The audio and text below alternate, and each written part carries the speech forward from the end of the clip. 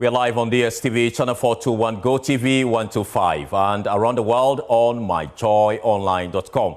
This is Joy News Prime. With me, Carlos Caloni. Coming up, tax reliefs to cocoa farmers cost Ghana more than $300 million as a special report by Joy News research shows the country's cocoa productions have slammed below average, compelling export revenues to take a nosedive. And minority in Parliament accused national security of unfairly targeting NPP officials as they demand answers on the invitation and interrogation of Chief Whip Frank Anodompre. His words urging NPP supporters to protect their own were swiftly deemed insightful and required interrogation. We have details on a day the majority leader has been apologizing for the raid on the home of the former finance minister, assuring national security will not repeat such conduct.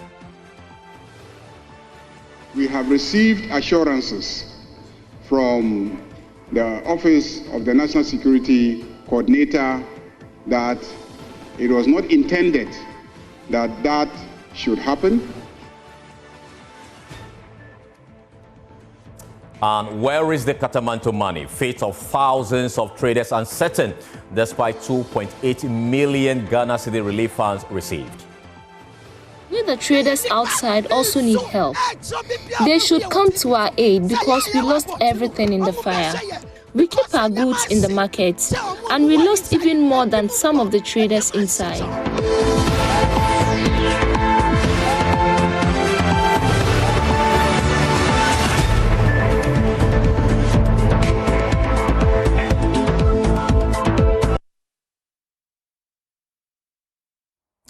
Let's begin from Ghana's cocoa sector because that sector is sinking. Revenues have fallen below accepted levels with production numbers by more than 50% in just 4 years. A special report by Joy News research shows the country is gradually losing its weight on the global cocoa market, posing significant threat to the economy and the stability of the city. Ghana, the world's second largest producer of cocoa, has seen its 2024 export earnings plummet to $1.7 billion, the lowest in 15 years. An analysis of data from the Bank of Ghana shows that cocoa export earnings have fallen below the $2 billion mark, representing a sharp 25.4% decline in just a year.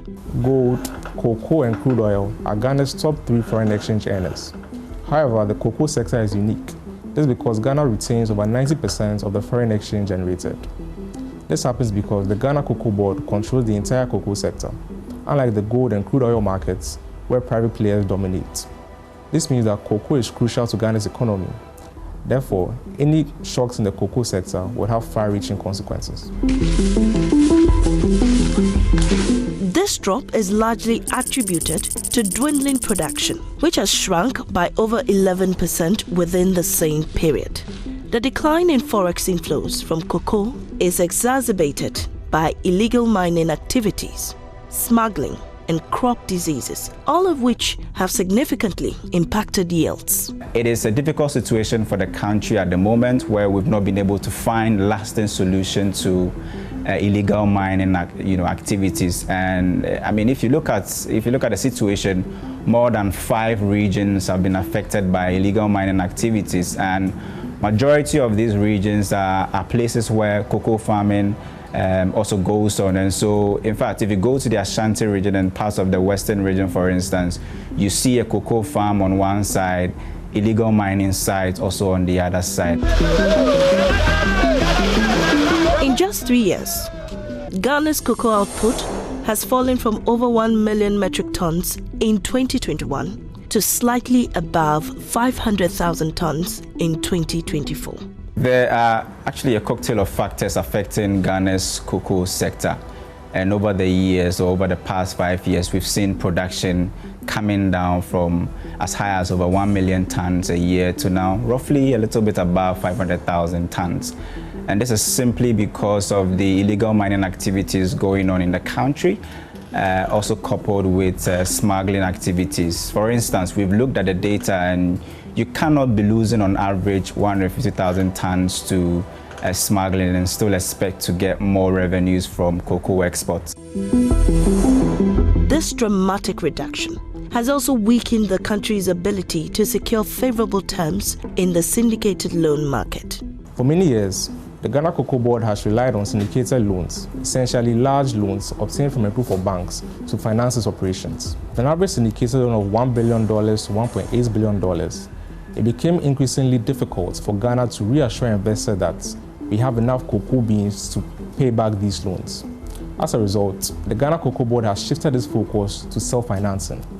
But with an almost non-existent local bond market and tight fiscal conditions, payment to farmers has become relatively slow.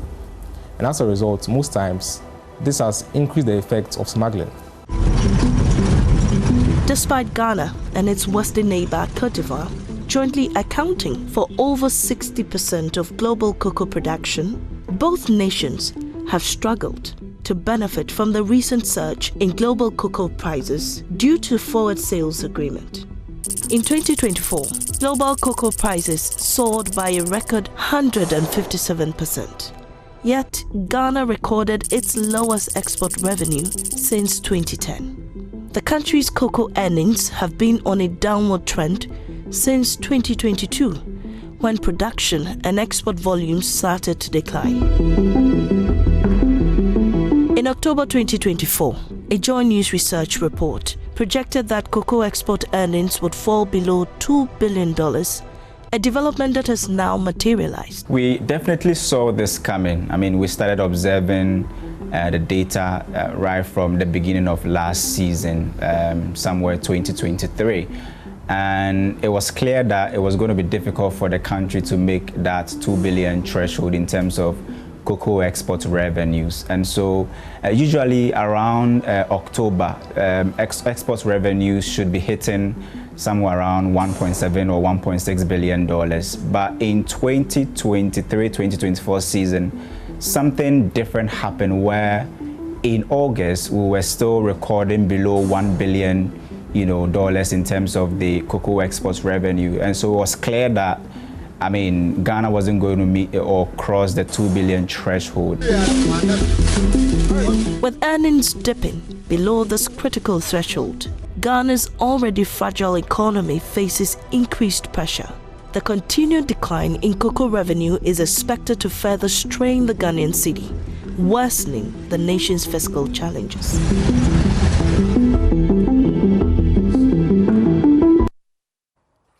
Now, while cocoa remains the mainstay of Ghana's economy, cocoa farmers continue to struggle with rising production costs and climate challenges. However, the World Bank is raising fresh concerns over the strained tax exemptions for cocoa farmers placed on the country's limited revenue. And joining me in the studio now is Isaac Ofieje. He's our lead data research analyst here at Joy News with more on this development. What has the World Bank been saying about tax exemptions, especially the income tax relief being enjoyed by cocoa farmers? Well, so we've been doing some math based on what the World Bank has been saying about tax exemption, and what we can say in terms of the tax exemption, according to the World Bank, cost the country some 3.9% of our GDP. So what we did was that to do the math and see the monetary value of that. $3.1 billion in tax exemption that we actually decided to let go in 2021. Okay. The figure is actually more when you do the same math for 2022 and 2024. Right. So we focus more on income tax exemption because that's the conversation at the moment, whether cocoa farmers should start paying income taxes, because what you know is that cocoa farmers do not pay income taxes. Sure. Why? Because definitely they do not benefit 100% of what is sold in terms of their cocoa. Okay. In fact, if you have, let's say, the spot market going for $6,000, per ton, and let's say the global price going for $8,000 per ton, the cocoa farmer can get as low as $2,000. Okay. So already they are losing a lot, contributing and losing a lot. Yeah. I mean, so why the need to even start talking about Taxing income them. taxes Okay. from cocoa farmers? Right. And in fact, we did the income tax exemption. What is the value and how much is the country losing? $1.1 billion, dollars. That is actually close to half of what we are getting from the IMF. This money is so huge, Yeah. to the extent that, I mean, if you do the math and you compare it to other West African countries, Yeah. Ghana is in the reds in terms of very high figures. Now, let's go to what the World Bank has been saying about cocoa farmers Right. and income taxes. This is what they say. So they said personal income tax exemptions for cocoa farmers had the deepest impact on revenue. The conversation now is how Ghana can close its budget deficit. And the World Bank is saying that in terms of revenue, because you did not decide to tax cocoa farmers, it had a big impact on your revenue. What's the percentage of GDP? 0.42%. But in real terms, $334 million is what we are talking for. So if cocoa farmers are supposed to pay taxes, or if government decides to tax cocoa farmers, Right. maybe we can decide to cash in some 334 million Ghana Which will support the economy. dollars. Yeah. But this money is huge. And definitely, looking at the current position of the cocoa farmers, the question is, do they need to be taxed in terms of their personal income? All That's right. a big question that we need to answer. Thank you so much for that explanation there, my colleague Kofi. Now, meanwhile, Abeku Jan Kwanzaa, a taxation and fiscal policy expert at PricewaterhouseCoopers, strongly opposes removing these exemptions, warning it could cripple Ghana's cocoa sector. Now, speaking at the World Bank's Public Finance Review panel discussion on building the foundations for resilient and equitable fiscal policy, he emphasized the need to protect farmers amid ongoing economic pressures. I mind the current architecture that we have in Ghana, I would not, based on this current architecture, support a tax or an income tax on our cocoa farmers. And the reason is simple. So for instance, last year, the price for that we're paying our cocoa farmer per ton at a particular point in time was about $3,000. On the spot market, the cocoa was going for almost $8,000 per ton. On the futures market, selling it in advance was going for about $6,000. So whichever matrix that you're looking at, our cocoa farmers were not paid as much as is on the world market. And therefore, if my tax to GDP, which is simply calculated as tax divided by GDP, mind you, the work of the cocoa farmer is in the denominator called the GDP. All right? But because you're not collecting income tax from the cocoa farmer, you're not putting it up there, and therefore you say that your ratio is not great, or your percentage is not great, and therefore we should put tax on the cocoa farmer in terms of income tax. My view is, much as I do like the report and everything, I would have a different view on touching our cocoa farmer, because we need to go back and look at the fundamentals. And of course, we're having a conversation on building the fundamentals for a resilient and equitable staff. Now, away from cocoa, the opposition NPP is pushing back against the Special Prosecutor's declaration of former Finance Minister Ken Ofori-Atta as a fugitive and a wanted person. Addressing a news conference earlier, the NPP's national organizer, Nana Boakye, described the OSP's declaration as unreasonable, stating that the OSP was aware of Ofori-Atta's medical trip to the U.S. in January and had been informed by his doctors that he would return to Ghana in March. The party also condemned the raid at Ken Ofori-Atta's residence by national security personnel, vowing to reject any form of harassment, but assured its members will cooperate with state officials. Vote on the 2nd of January, and your letter to him came in on the 24th of January. So how could the man be labeled as a fugitive when he was already in the country? Indeed, he was not even the finance minister about 8 months before the elections. And you, Mr. Kise Jaben, you were the special prosecutor. And he was in the country throughout. For 8 months to the election, you could not invite the person. The person steps out of the country for medical attention. And it is not as if you wrote to the person before he traveled. Your letter came 2 weeks after he had traveled. And yet, you unreasonably label this person as a fugitive. Very, very, very unreasonable. To avoid any misunderstanding, since he was appointed Minister of Finance in 2017, Mr. Oforiatta has consistently demonstrated unwavering transparency and respect in response to all legal inquiries and state investigation involving him. Let it be known that the New Patriotic Party and our members are law-abiding and will cooperate fully with any state institution. But however, we will reject any form of political harassment.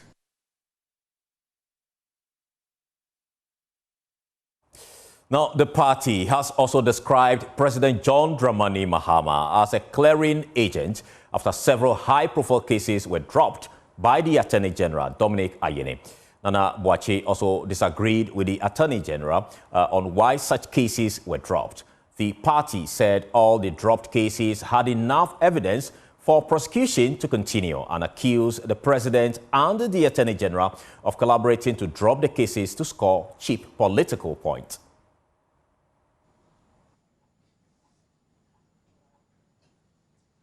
President Mahama now, according to Manasseh Azori, is the Republic's chief clearing agent. Ladies and gentlemen, President Mahama cannot shift the chief clearing agent tag to the Attorney General and the Minister of Justice, Dr. Dominic Ayine.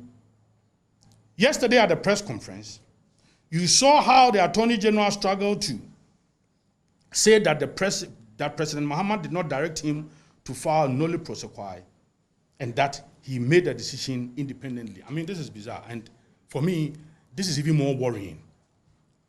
Such important matter. A minister tasked with the construction of 5,000 units of houses, $200 million involved. We did not get the 5,000 units. We rather got uncompleted 1,005 units. The said minister was in court, and the Attorney General entered into a nolle prosequi, and he's been appointed.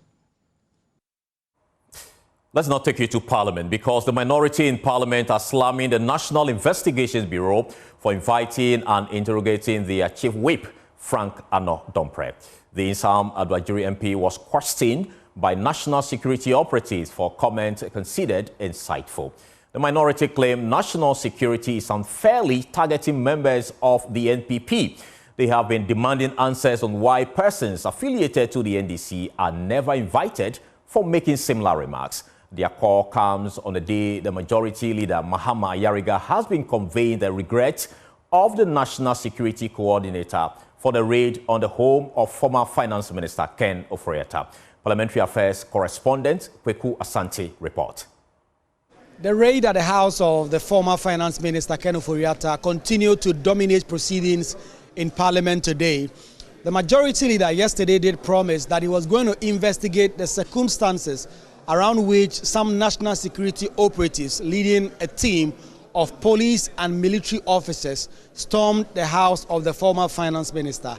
Today, he did indeed come back to the floor with a report, and his checks at the National Security Secretariat, specifically the office of the coordinator, was to the effect that that was not how the operation was expected to go, and that the National Security Coordinator had extended his apologies and assurances that no such event will occur in the future. We have received assurances from the Office of the National Security Coordinator that it was not intended that that should happen, and that occurrence is most regrettable and unfortunate, and he wants to give this House his word and assurance that a thing like that should never happen again. Minority Leader Alexander Afenyo-Markin was excited about the development, except to say that the former finance minister was traumatized by being labeled as a fugitive, but assured that as soon as his medical treatment abroad was over, he will avail himself to investigative agencies. Mr. Kenuforiata, as at this morning, I had an extensive engagement with him. He's traumatized by the labeling of this adjective described to his person. But he still knows that his God is with him. He's undergoing some medical procedure that the man will make himself available. He left the country with permission. He would come, and if there is anything that has to be investigated, he will make himself available. Outside of the floor, meanwhile, the minority addressed the news conference. The deputy minority leader demanded answers from the National Investigations Bureau over the interrogation of Frank Anodompre, the minority chief whip. The minority say NDC supporters and functionaries have made worse comments, but the NIB have not invited them yet. The National Intelligence Bureau, the NIB, wasted no time in summoning the minority chief whip, Honorable Frank Anodompre, for questioning over comments he made concerning the disputed Ablekuma North Parliamentary elections results. His words urging MPP supporters to protect their own were swiftly deemed insightful and required interrogation. They are also demanding investigations into raids and attacks on former appointees of the erstwhile Akufo-Addo administration and asking for a stop to that practice. Reporting for Joy News, my name is Kweku Asante from Parliament. Away from Parliament, leadership of the Kantamanto Market Traders Association has assured its members they will disburse funds donated to affected traders from Monday. For now, their shops are gone, their goods are gone, their livelihoods reduced to ashes. This is the plight of traders at Kantamanto Market, still reeling from a devastating fire more than a month ago. The frustration of the traders is mounting and patience is running thin. Sarah Mensah has more in the following report from Kantamanto.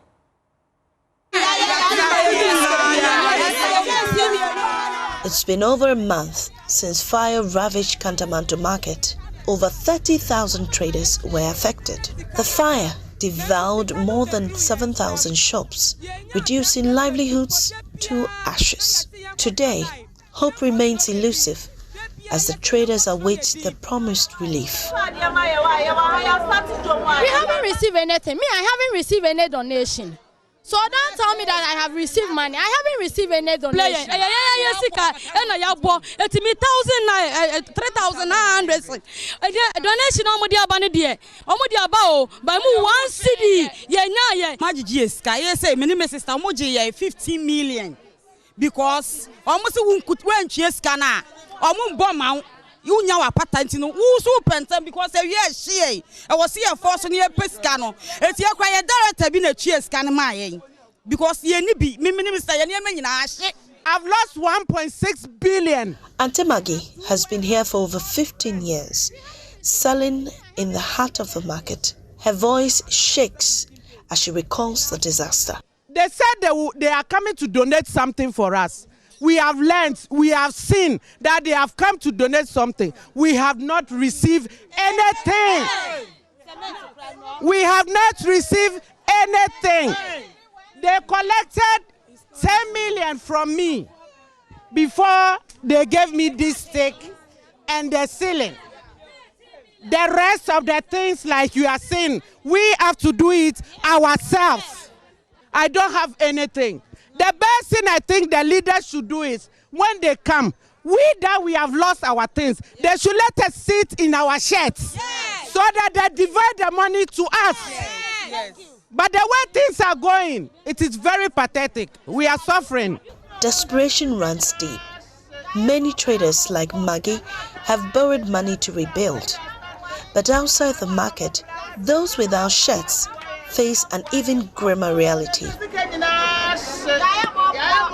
Holy Ghost, who sells just outside the market, feels she's being left out of the recovery efforts.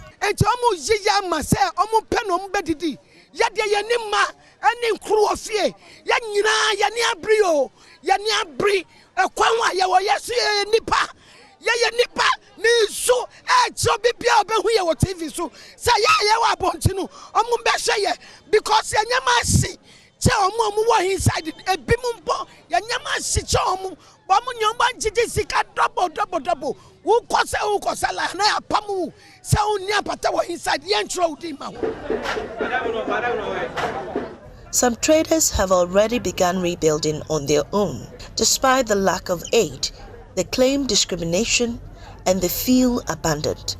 But the leadership insists they are doing everything they can. Michael Obeng, chairman of the largest trader group and member of the 9-member committee overseeing relief, believes progress is being made. Yenyi obi akapre. Sika omutuaye aye workmanship. Carpenter for sika omudi edibo chance ni New York ni go so. Me am no kase me 150 Ghana cedis. Lane so bi 150 Ghana cedis. Na cost 3,000 Ghana cedis. For Libya na etua dem carpenter for no. Yenyi obi adua sika. Na mo se panimu bi na se pani bi agisika obabi anya ye ha. Over 2.8 million cedis in donations have been received by the committee. But for the thousands who lost everything, hope is running thin. By the close of the month in India, let me say a year joining in a year. Now, the chess can a proper enu. I see 2 1. Ama missing for I estimate at the my number of bros I beg you so, number of cement I beg you so. The winning in a year, a betcha.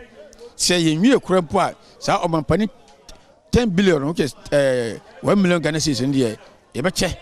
At the amo be and never can. A cat, the amount for the betcha chayano. I had a year, Jumano, as you wear your bonus for conta, and that can be asono. Ya chair at the amount and 24 points will be up and coto and the footum, if you are footum, never be a camera.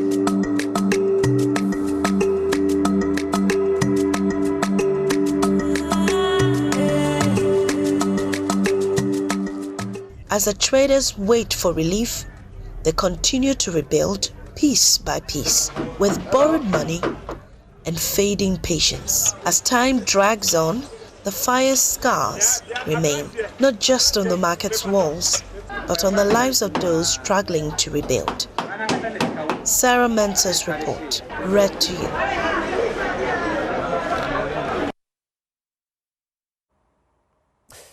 Meanwhile, leadership of the Kantamanto Market Traders Association is assuring the disbursement of funds to affected traders will commence from Monday. Hekins Boachi Mensah is an interim executive committee member of the Kantamanto fire victims. He spoke to my colleague Blessed Soga on Top Story. The money the executive received cash is 651,200 Ghana cedis. And Hekins, you might want to speak up a bit for us. So if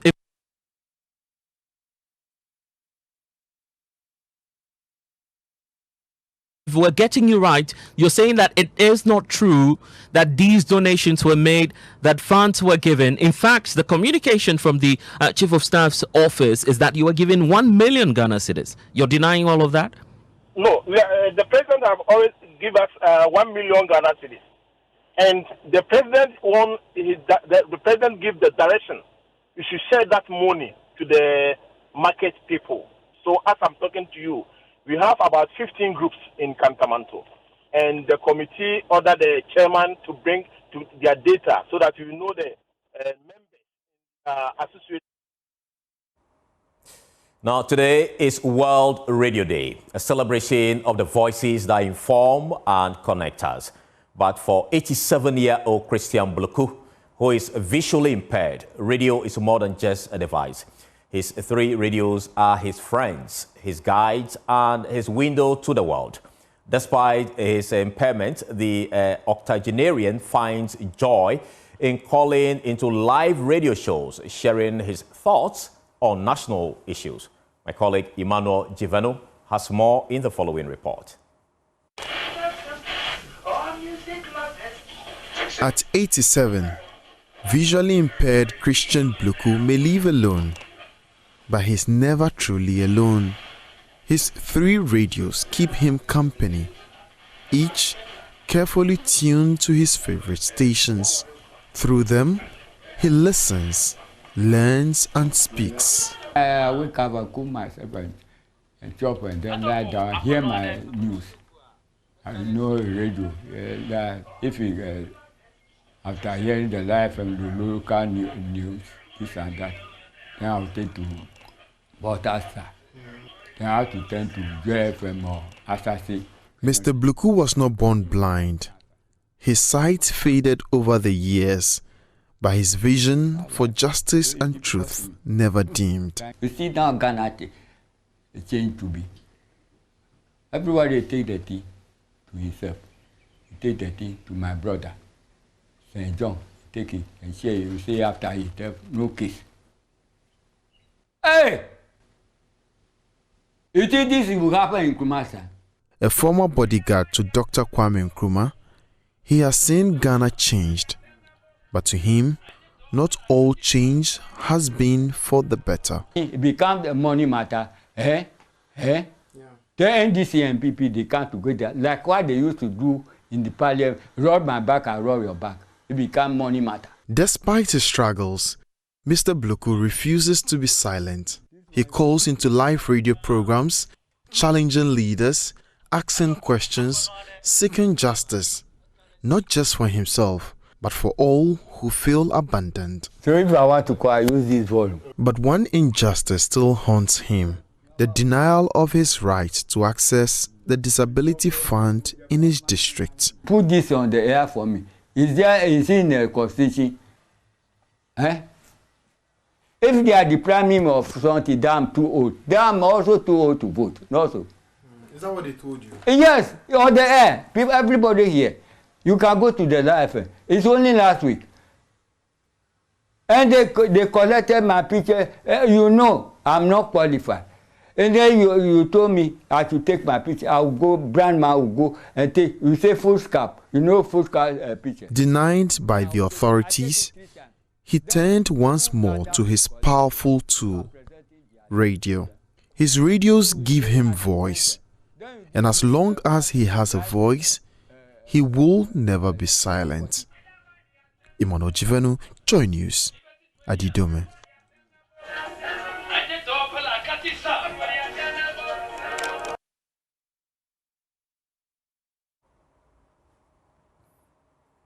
You're still watching Joy News Prime with me, Carlos Caloni. We'll take a short break. We'll return with more. Please stay.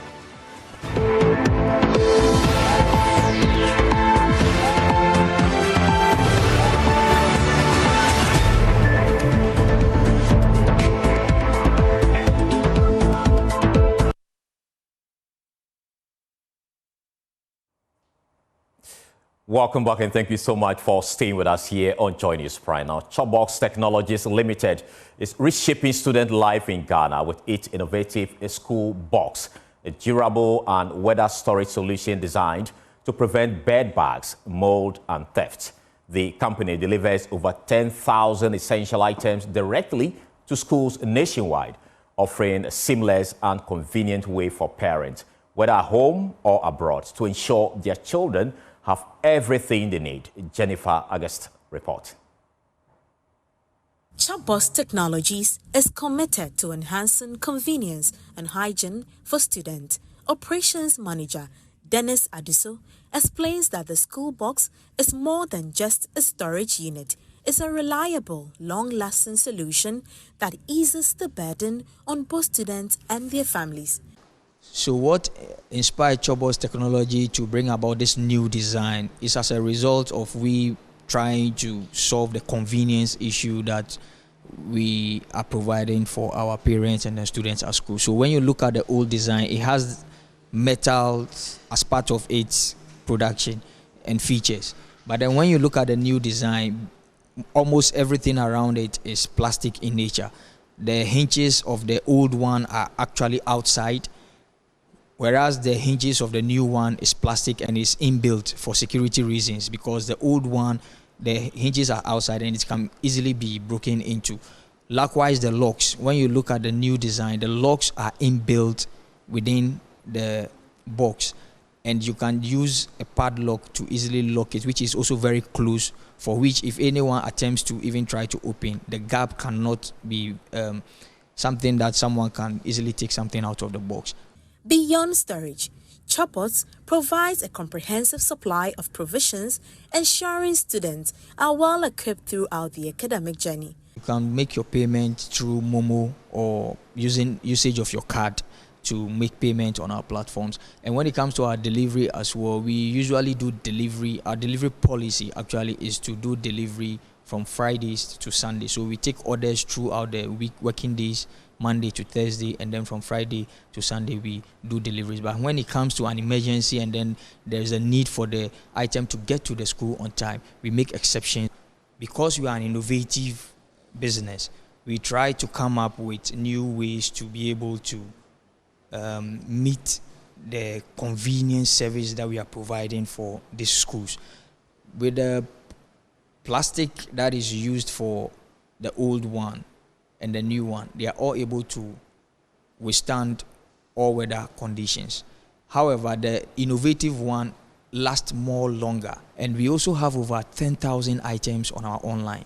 So when you go online to place your order, there are several items that you can choose from. When you use Chopbox, you are assured of a safer delivery of items to the schools. With a strong customer-first approach and a focus on innovation, Chopbox Technologies continues to set a new standard in the education sector.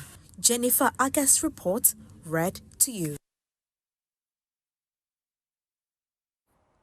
Now, the Ministry of Local Government, Chieftaincy and Rural Development has assured traditional leaders of restoration of powers of summons as one of the means to aid in the fight against illegal mining.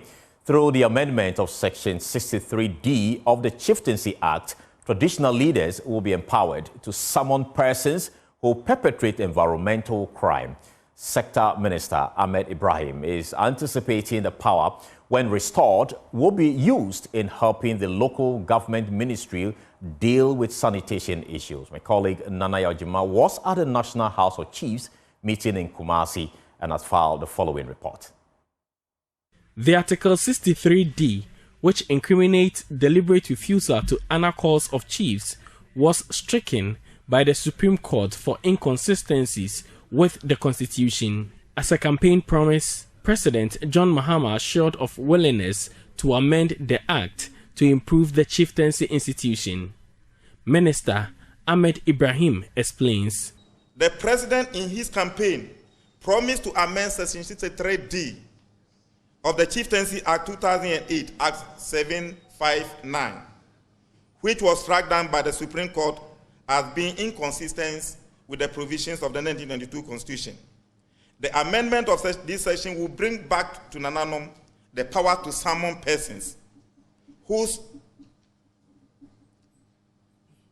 within their jurisdiction who indulge in harmful practices such as galamsey or illegal mining, which destroy our rivers, river bodies, and environment. The answer for this action is to empower Nananom, who are custodians of the land. Earlier, President of the House of Chiefs, Ojiahoho Yao Jebi II, enumerated the dangers posed by illegal mining. We as chiefs have been deeply concerned with the menace of galamsey and will welcome and cooperate with the government strategy and efforts in combating the menace. Galamsey has grown in scale and has become a very complex phenomenon, and any attempt at addressing it must be well thought of and effective. The dynamics of galamsey include youth unemployment, national security, and environmental degradation. Meanwhile, the ministry has assured the National House of Chiefs of the government's preparedness to help in dealing with issues of litigation that have bedeviled the chieftaincy institution. The government of His Excellency the President is committed to restore the Houses of Chiefs and the traditional authority councils, especially the Judicial Committee, to adjudicate these disputes and find lasting solutions to them. we shall continue to plead with litigants before the judicial committees to cooperate with the committees and allow them for due process to be followed. For Joy News, Nana Ojima, Kumasi. Showbiz is up next, please stay.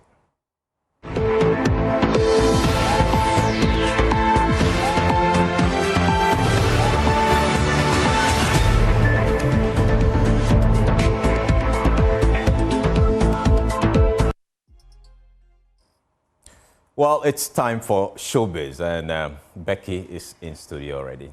Becky. Hello to you. Yeah. Well, I don't know why you're laughing. Oh, no, I'm just happy this evening.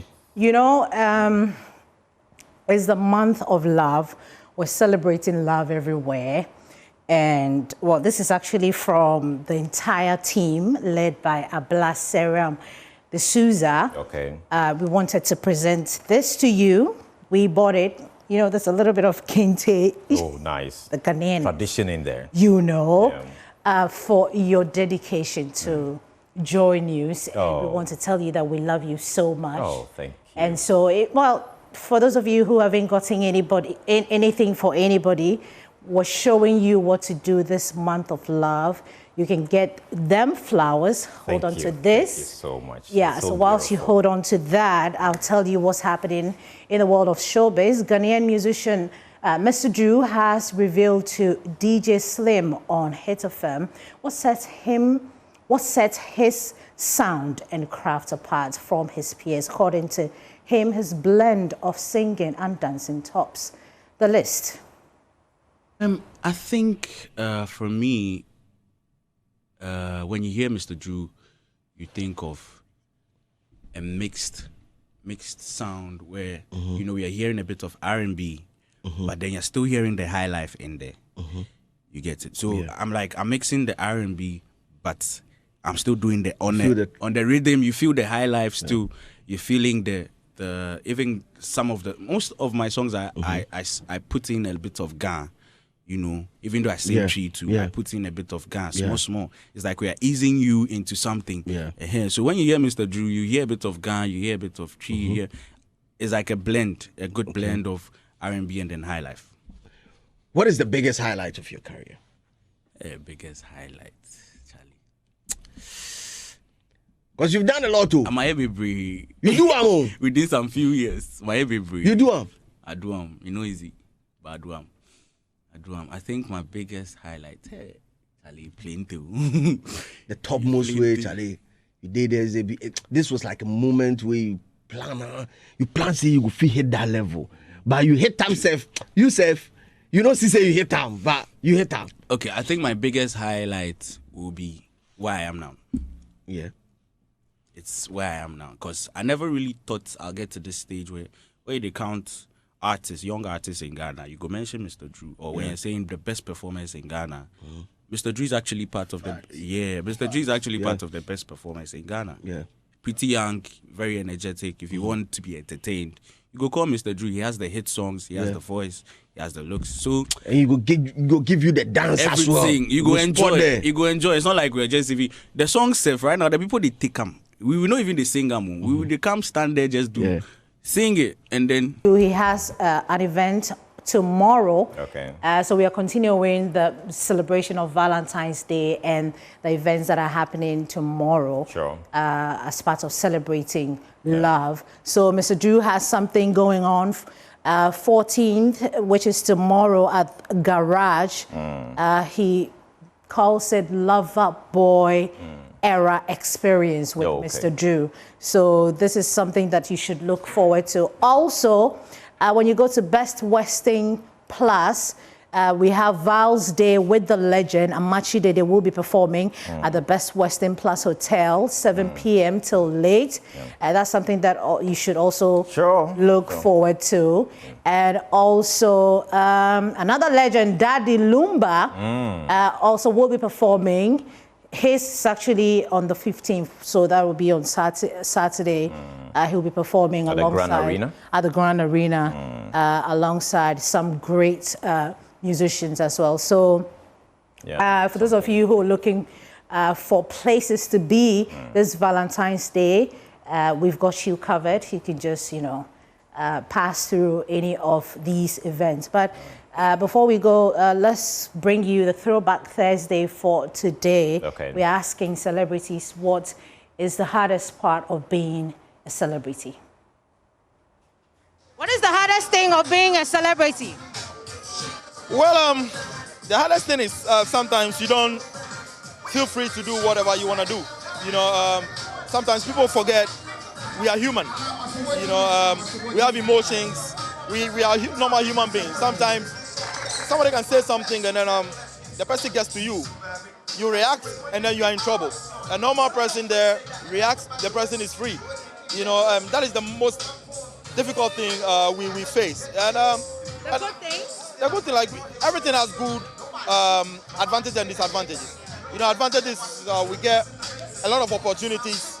We go to places comfortably. We get some things easily, which we also do appreciate it. To summarize everything, I would say in life we have disadvantages and advantages. So that's all I can say. Am I a celebrity? Oh, yeah. Invasion of privacy.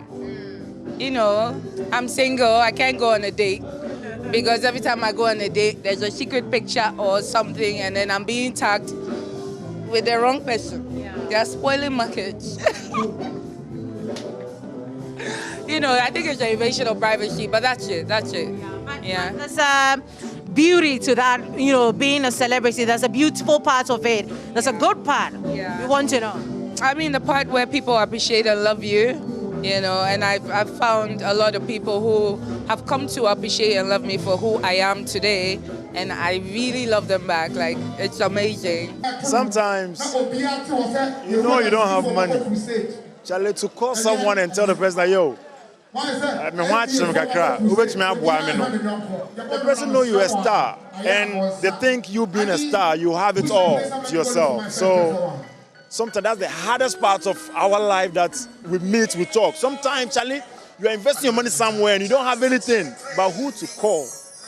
That yo, Charlie, but because the name star and you are everywhere, they think you have everything to yourself. So to me, it's the hardest thing that a lot of stars are facing. But we just don't talk, that's why. But there's a good side to being a celebrity. What's that good side? The good side? Looking fly. Coming to accept the fact that everybody knows you or feel like they know you, your personal life and everything about you. And sometimes you forget, but you have to remind yourself that people know you. So that's one of the hardest things, personally. But right? Yeah, but for me, it's easy. It's easier now. It gets easier the more, by the day. Some benefits. Sure. It's a well-paying lifestyle. So why not? The perception society has for you. They think once you're on set, you're on screen every day, then everything is all right. But then we also have our problems sometimes. We have our issues, and so. But it's exciting. I think it's worth it. What's good about being a celebrity? Yeah, good about it. To me, KK Fusu is like I'm famous, and the famous open gates for me. Being a celebrity, traveling to imagine a person from Mangwasi, somebody like KK Fusu, Obi went to Mianko University. We have a lecturer. But being a celebrity will open the gates, doors for even the president to call on you. We're grateful for you. Let me hold that for you. Yeah, thank you. And I appreciate it so much. Yeah, we'll give it to Pius when he comes. The same gift? Yeah. Okay, yeah. Pius, you need to, hold on to this. It's for the rest of the team. But we're grateful that you could join us. Please log on to myjoyonline.com and happy Valentine's Day. All right. Thank you so much for watching. Everybody.